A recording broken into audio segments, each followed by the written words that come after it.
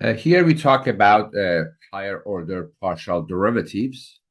So it's possible that, as we'll see later, when we talk about the applications of partial derivatives, sometimes we need higher order partial derivatives.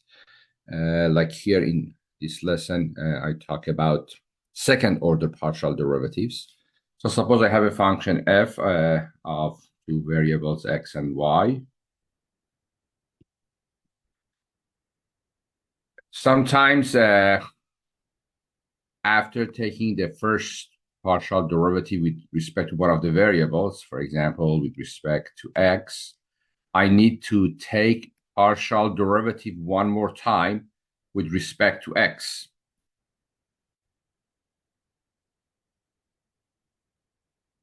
The notation that we use here is this notation, which is kind of similar to the second derivative in calculus 1. Or using the other notation that we used with the index, like fxx of x and y. This means both times we partially differentiate with respect to x. In a similar manner, we might differentiate with respect to y, and the second time also with respect to y. The notation that we use, either this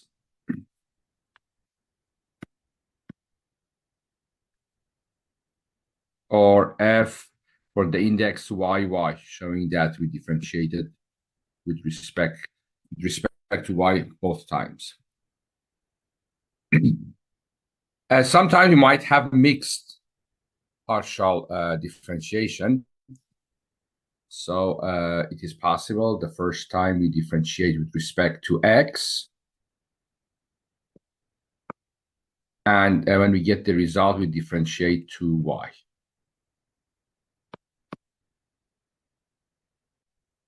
The notation that we use here against the second derivative on the top is notation at the bottom, so partial with respect to x first, and then after that we differentiate it with respect to y.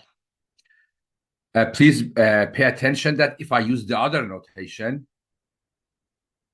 here I differentiate it with respect to x first and then to y. So this looks like a little bit tricky, because in this notation, on the right side in the denominator, partial with respect to x, then partial with respect to y. But here, to show that partial with respect to x comes first, x will be on the left, then y on the right. In a similar manner, partial, suppose first I find the partial derivative with respect to y, and then I want to find the partial with respect to x. So the notation that we use with y first and with respect to x, in the other notation, fyx at xy.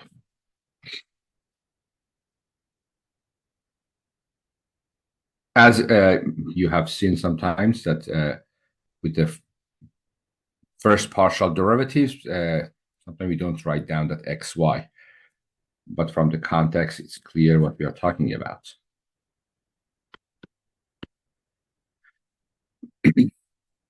Let's see an example.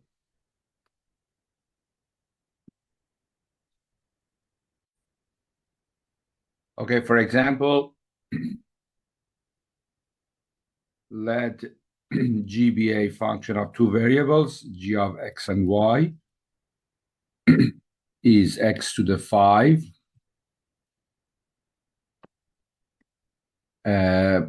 plus 3x y to the 4.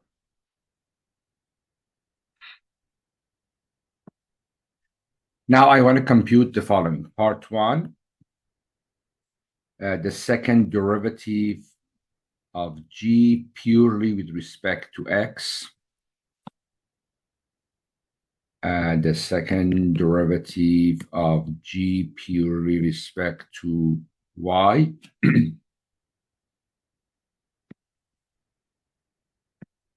The second derivative of g first with respect to x, then with respect to y. And finally, the second derivative of g first with respect to y, then with respect to x.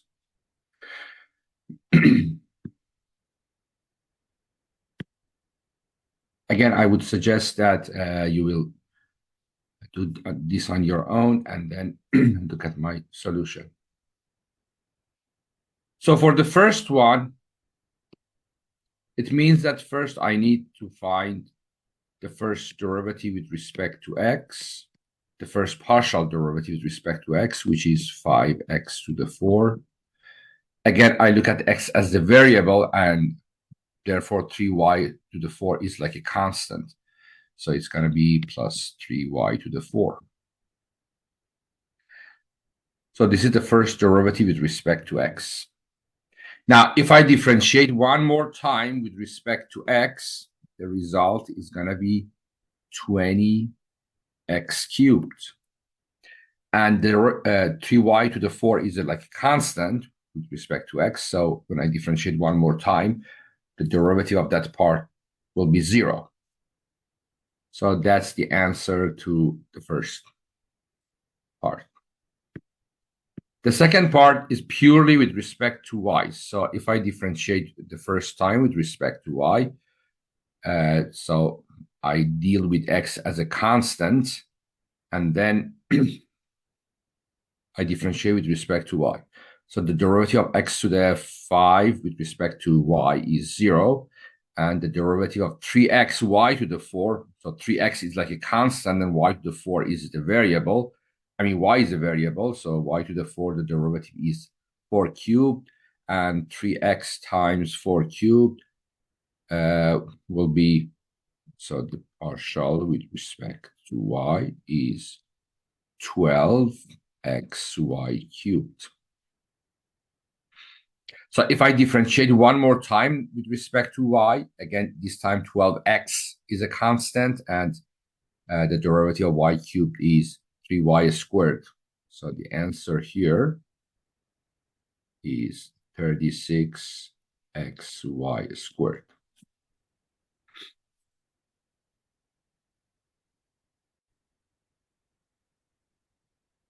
The next one means that first we differentiated with respect to x, we already have that.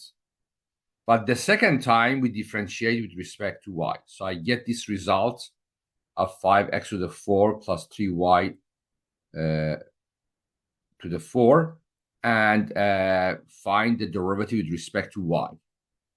So when I differentiate that with respect to y, so x is like a constant, so the derivative of 5x to the 4 with respect to y is just 0, and the derivative of 3y to the 4 with respect to y is 12y cubed.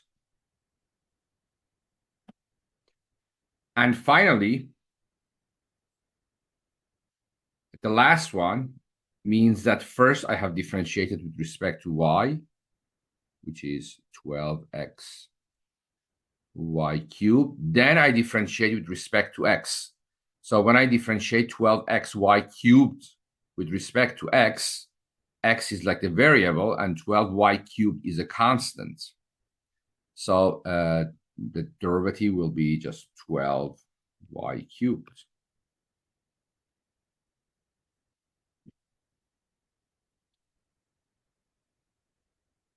You might have noticed something in this example, that the results of part 3 and 4 both are mixed partial derivatives. The results are the same, 12y cubed. Is it just coincidence, or we have a kind of general rule or general theorem confirming this fact? In fact, this is not just a coincidence, and there is a theorem saying that these two mixed partial derivatives will be the same. There is some condition for that theorem, and that is that if those partial derivatives both are continuous functions, which in most of the examples that we do, they are. If they happen the results of continuous, these two are the same. So let me mention that in the next page. It has a name. I don't write all the details of the theorem. It's called Clairaut's theorem.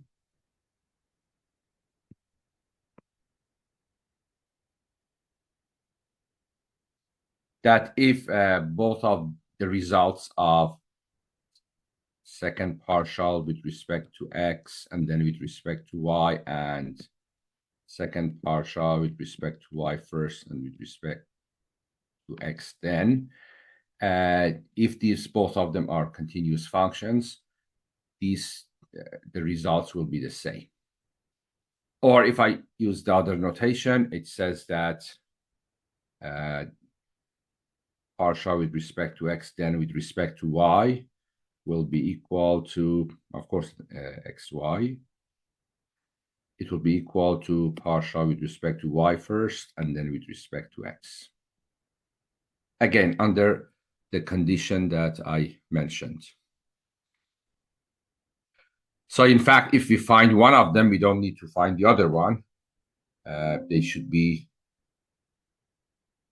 the same result. Again, I was talking about the equality of these two. These and these are the same result.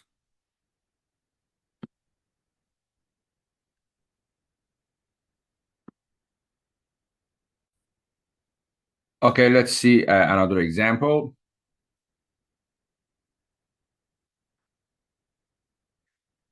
Suppose f of x and y is equal to x squared sine of y.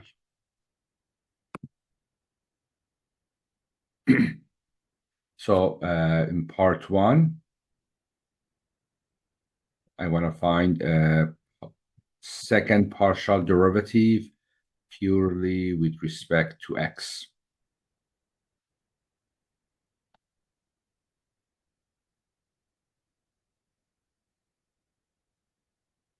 So over here, first I need the first partial derivative with respect to x.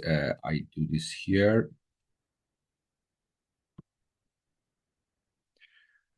I should deal with y and sine of y as a constant. So, and the derivative of x squared is 2x. So 2x sine y. So y, sine y is like a constant. Now, one more time, if I differentiate with respect to x, I will get the answer here. So x is the variable and 2 sine y is just like a constant. So the answer is 2 sine y.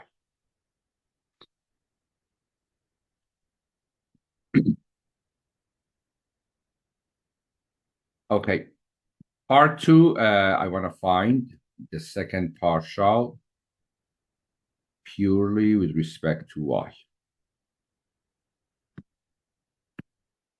So here, let me first find the first partial with respect to y. X squared times sine y, I should deal with x squared as a constant, and the derivative of sine of y with respect to y is cosine of y. So it's going to be x squared cosine of y. So I use this and differentiate one more time with respect to y. Again, x squared is dealt as a constant, is dealt with as a constant, and the derivative of cosine is negative sine. So it's going to be minus x squared sine of y. And in this example, we didn't need any use of the chain rule, but if needed, as we have seen in one of the examples that we did for the first partial derivative, we might need to use chain rule.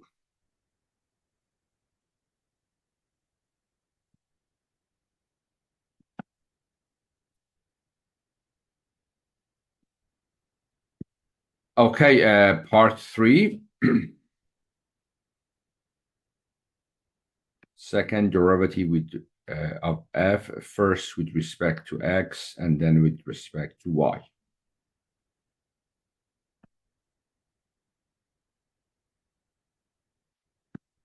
So here we already know that the first partial derivative with respect is 2x sine y.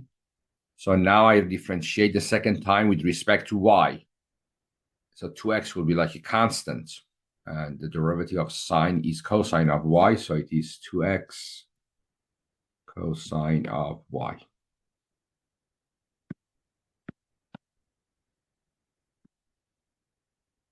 And finally, this, as expected by the theorem that I mentioned, 3 and 4 should result in this same expression, same function at the end. So, but to make sure that you haven't made any mistake in 3, it would be a good idea to do 4 as well. If I get a different answer, for sure we have made a mistake. But let's do that one more time. So first partial with respect to y, which is x squared cosine of y. Then with respect to x. With respect to x, cosine of y is like a constant, and the derivative of x squared is 2x. So as expected, I get the same thing as, which means this is one way to check that we haven't made any mistake. But we don't have to do both of them, since by that theorem, or that theorem guarantees that these two are the same. If you are confident that we haven't made any mistake, one of them would be sufficient.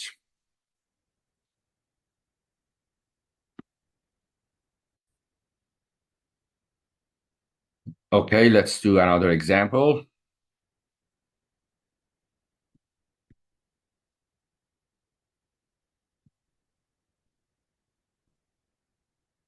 Let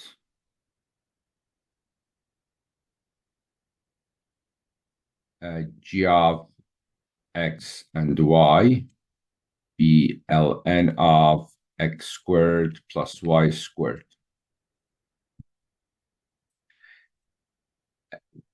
Again, part 1, find the, let me use the other notation that we had. The second derivative, second partial derivative purely with respect to x.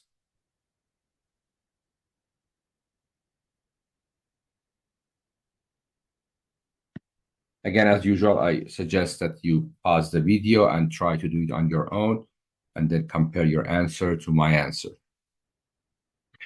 So first, let's find the first partial derivative with respect to x. Here, I deal with x as a variable and y as a constant. Obviously, here I should use the chain rule. You know that the derivative of ln is 1 over that, x squared plus y squared. And the derivative of x squared plus y squared with respect to x, of course, because we deal with y as a constant, is going to be 2x. So that's the derivative. And I use the chain rule for this.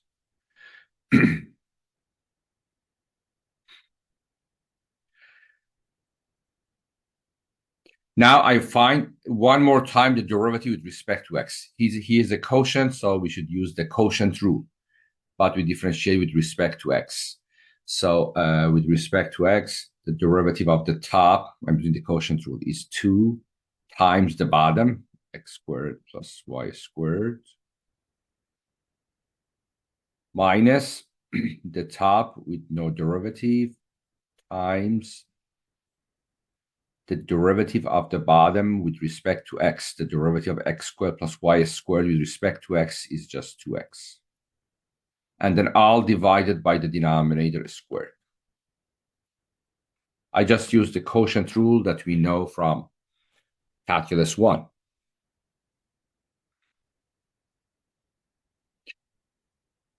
It remains to simplify these and write the answer in that box. So if you simplify the numerator, you will get minus 2x squared plus 2y squared on the top. And the bottom, you don't need to expand the denominator, as you have seen similar situations. Of course, over there it was one variable. In calculus 1, that when you dealt with quotient rule, you didn't need to expand the denominator, but of course you need to simplify the numerator.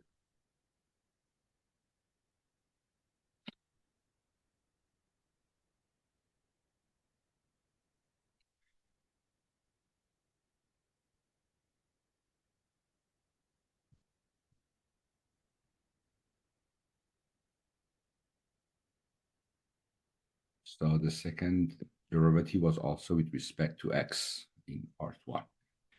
Okay, in part 2, we have the second partial derivative, and this time purely with respect to y.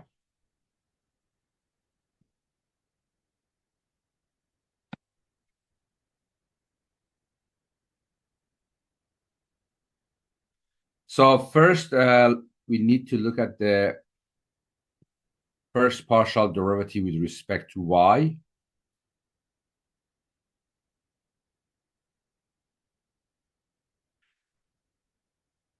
Again, I should need to use the chain rule, and I will get 2y over x squared plus y squared. This time I look at y as the variable and x as a constant. So if I differentiate one more time with respect to the variable of y, at the end I will get, after applying the quotient rule and simplifying, you should get at the bottom x squared plus y squared all squared. You don't need to expand the denominator, but for the numerator you will get 2x squared minus 2y squared.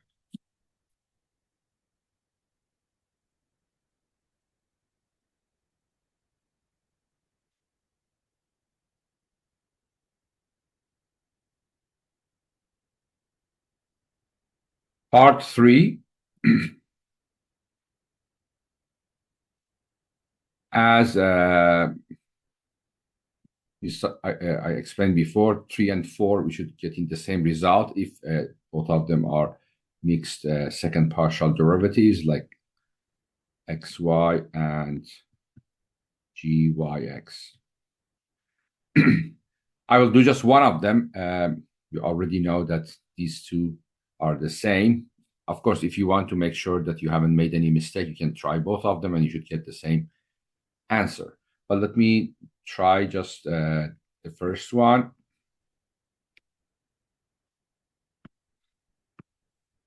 So here I have the first derivative with respect to x. Now I differentiate one more time with respect to y to get the answer.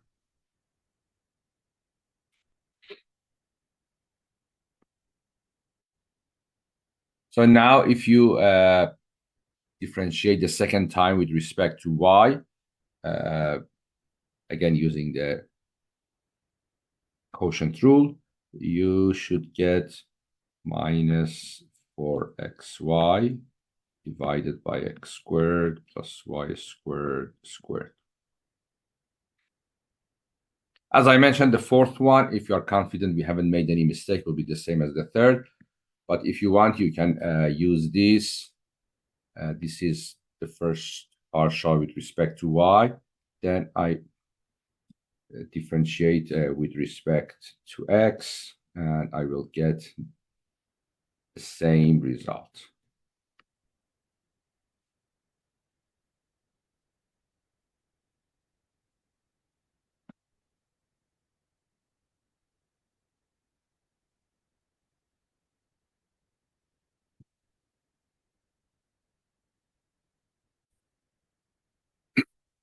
So as we learned today, for the functions of more than one variable, like the ones that we discussed today, two variables, we have the concept of partial derivatives. And today we discussed the first partial derivatives and the second partial derivatives. Later, we'll see applications of these partial derivatives, and we will see that why these are very important in the studying of functions of several variables.